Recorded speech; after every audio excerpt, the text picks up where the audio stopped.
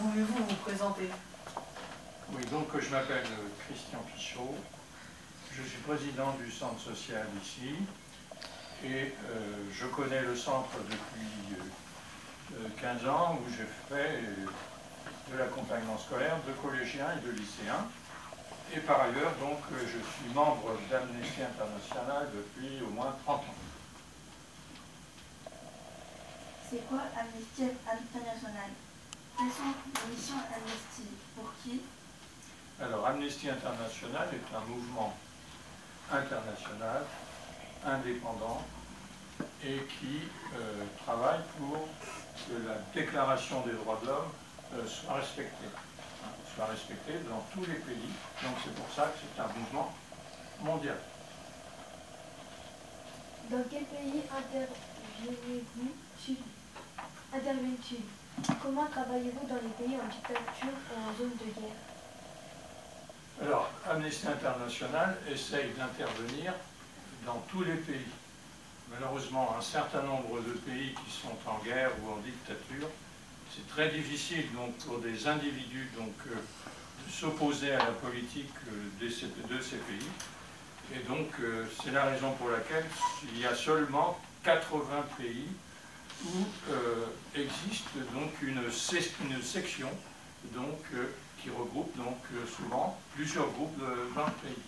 Hein, mais donc, c'est très compliqué donc, d'intervenir dans les pays en guerre, hein, puisque les gens donc, à ce moment-là sont donc, très vulnérables. Avez-vous des retours positifs par rapport aux actions menées? Tout à fait, il y a beaucoup disons, de retours positifs, puisque le travail d'Amnesty, c'est effectivement d'intervenir dans des pays où il y a des violations par rapport aux droits de l'homme. Et donc les derniers en date, par exemple, l'année passée, c'est que le Burkina Faso a aboli la peine de mort. Donc c'est un résultat important. Et je n'ai pas là, mais je pourrais vous les montrer tout à l'heure. Il y a beaucoup de personnes, femmes ou hommes, qui ont été libérés, donc pas simplement grâce au travail d'Amnesty. Amnesty ne revendique pas donc seulement son action vis-à-vis de la libération. Hein. Il y a beaucoup d'autres.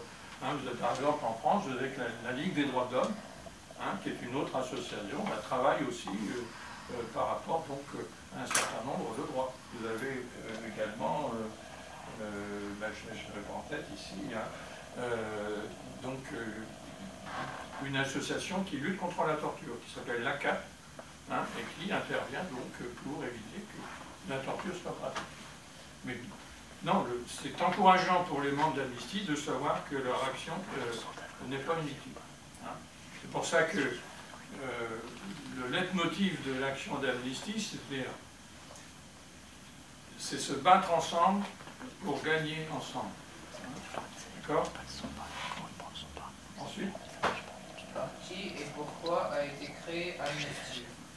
Alors Amnesty a été créé donc, par un avocat qui s'appelle Peter Benenson, qui s'est révolté puisqu'il y avait des étudiants donc, portugais donc, qui vivaient à Lisbonne et qui avaient été emprisonnés parce qu'ils avaient émis donc, une opinion contraire à l'opinion donc, du président à l'époque où le Portugal était une dictature.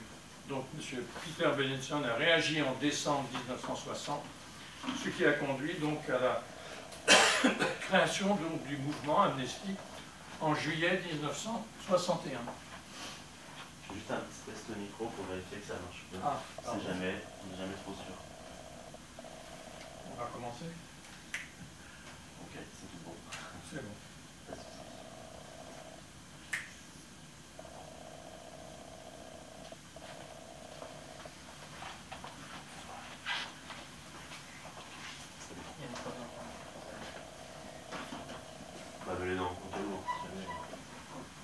C'est jamais le trou. Devenu bénévole chez Amnesty.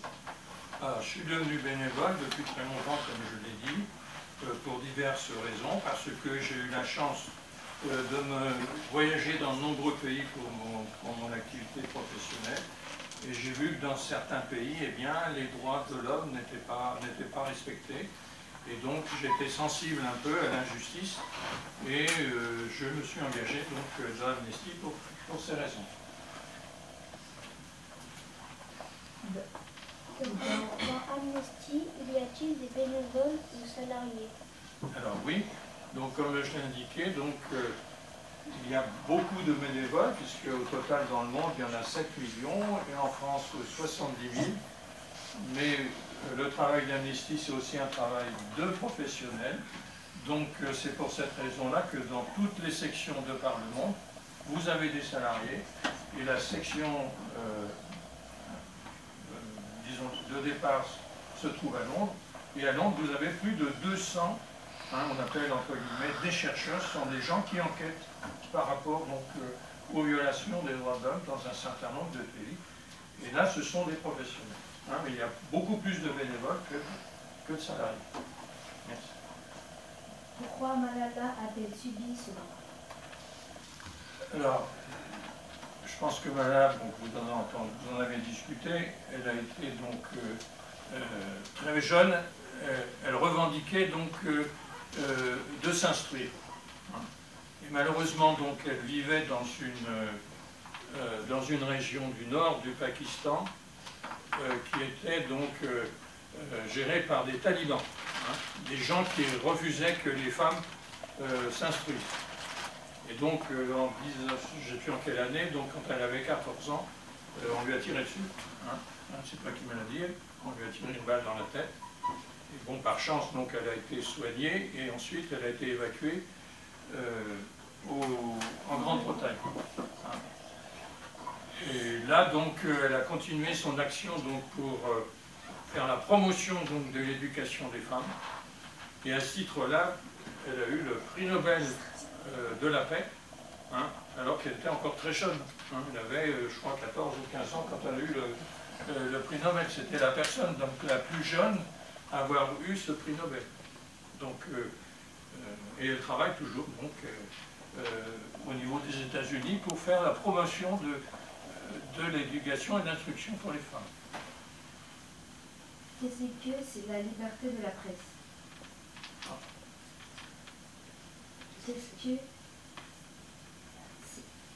la liberté de la presse? Qu'est-ce que c'est la liberté de la presse?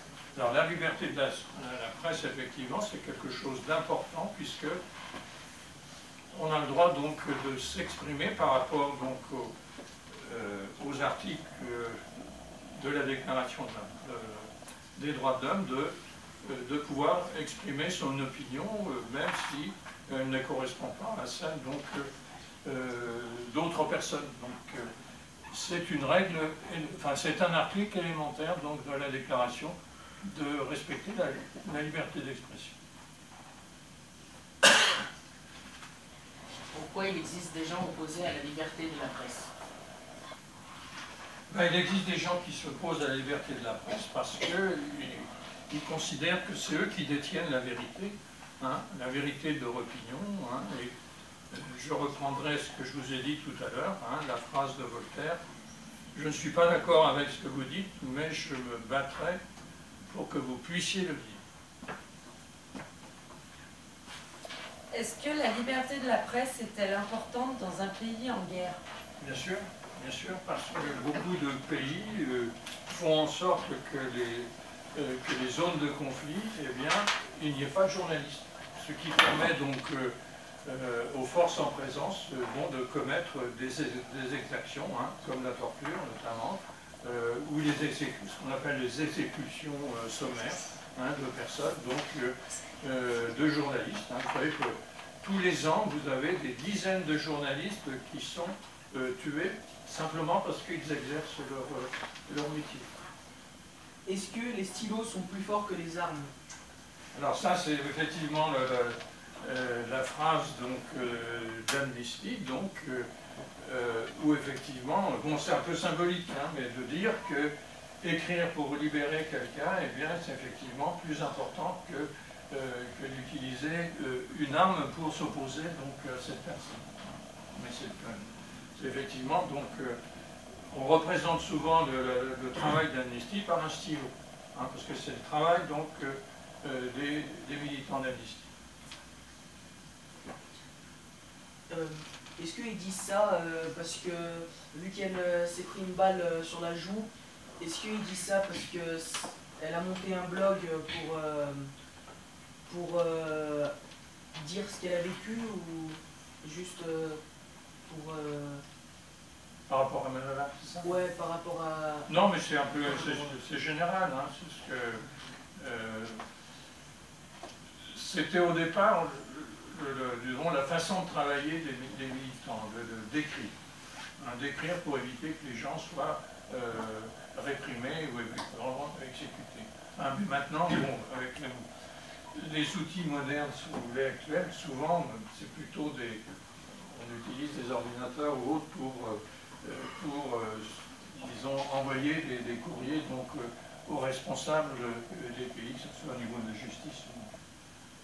Mais là, en fait, elle dit ça pour elle, parce que, en fait, là, pour les stylos, c'est pour elle, et les armes, c'est pour ceux qui lui ont tiré dessus.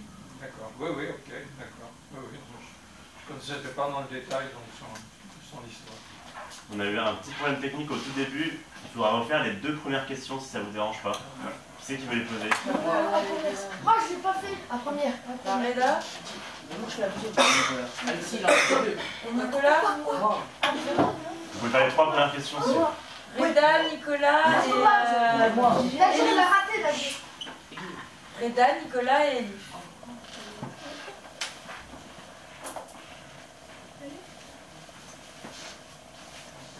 Comment?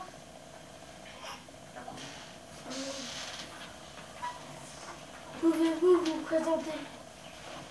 Oui, donc je m'appelle Christian Pichot, je suis président du centre social de Louvaille, où vous êtes ici souvent. Donc j'ai connu le centre social il y a 14 ans, où j'ai été bénévole de l'accompagnement scolaire pour des collégiens et des lycéens.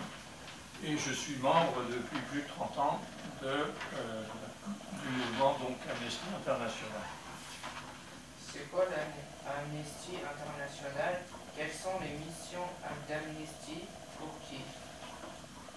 Alors Amnesty International est un mouvement donc, mondial donc, qui concerne donc, tous les pays donc, actuels et qui est indépendant. Indépendant, ça veut dire ne dépend pas donc, disons d'un mouvement politique ou d'un pays. Donc, Amnesty travaille principalement en basant son action sur la Déclaration universelle des droits de l'homme. Et donc, elle fait la promotion des droits de l'homme et dans cette optique-là, donc, elle utilise toutes les formes d'action donc légales pour ces actions. Dans quel pays intervient-il? Comment travaillez-vous dans les pays en dictature ou en zone de guerre? Alors Amnesty intervient dans un très grand nombre de pays, soit au travers donc, de groupes locaux, de groupes nationaux, c'est le cas de la France et de 80 autres pays. Mais vous pouvez adhérer à Amnesty International à titre individuel. C'est ce qui se passe probablement dans les pays où il n'y a pas de section nationale, où vous pouvez avoir des gens qui écrivent et qui proposent des actions donc, pour intervenir. Mais malheureusement, donc, beaucoup de pays donc, qui sont en guerre ou qui connaissent la dictature, eh bien, répriment donc les défenseurs de la liberté.